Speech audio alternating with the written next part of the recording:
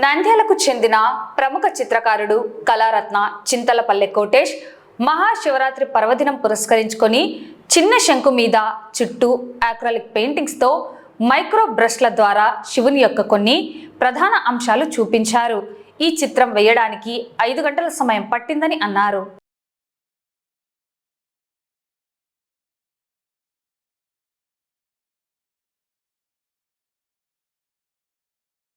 మహాశివరాత్రి పర్వదినం పురస్కరించుకొని చిన్న శంకు మీద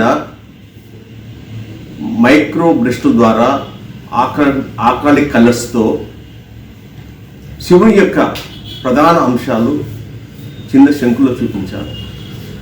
ఈ చిత్రం వేయడానికి 5 గంటల సమయం పట్టింది. అంటే ఈ చిత్రంలో క్షీరసాగర మథనం అంటే రాక్షసులు దేవతలు అమృతం కోసము మందర అనే పర్వతాన్ని కవ్వంగా చేసుకొని సర్పరాజైన వాసుకిని తాడుగా చేసుకొని పాల సముద్రంలో తిరుగుతారు.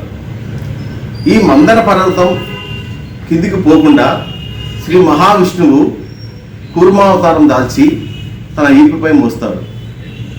కూర్మావతారం అంటే తాబేలు. ఆ క్షీరసాగర మదనము చేస్తున్నప్పుడు కాలకూట విషము వస్తుంది. ఈ కాలకూట విషము సృష్టి అంతా నాశనం చేస్తుంది. అటువంటి వచ్చిన విషాన్ని పరమశివుడు తన శంకు ద్వారా ఆ విషాన్ని తన గొంతులో సేవిస్తాడు, తన గొంతులో పెట్టుకుంటాడు. అందుకే అటువంటి మహోన్నత కార్యక్రమం చేసిన శివుణ్ణి లోకాన్ని రక్షించాడు ఆ కార్యక్రమం చేసి. అందుకే అతన్ని నీలకంఠుడు గరళాకంఠుడు అని అంటారు. సృష్టి కొరకు త్యాగం చేసిన పరమశివుడు గురించి ఈ చిత్రంలో ఆయన వివాహ సంఘటనను మరియు అర్ధనారీశ్వర రూపము. ఎందుకంటే మహాశివరాత్రి రోజున శివపార్వతుల కళ్యాణం జరుగుతుంది.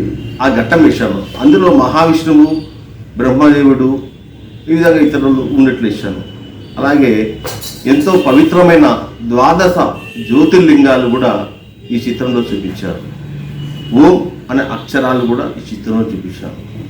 నేను ప్రతి శివరాత్రి రోజున పరమశివుని భక్తుని కాబట్టి ప్రతి చిత్రం శివరాత్రి రోజున వేస్తూ ఉంటాను. ఈసారి వినూత్నంగా ఈ శంకు మీద వేశాను.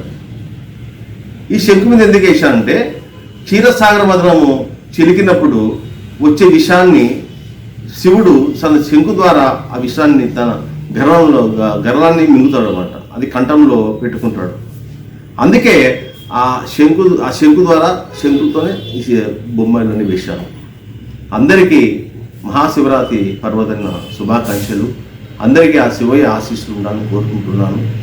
ఓం నమః శివాయ. ఓం నమః శివాయ.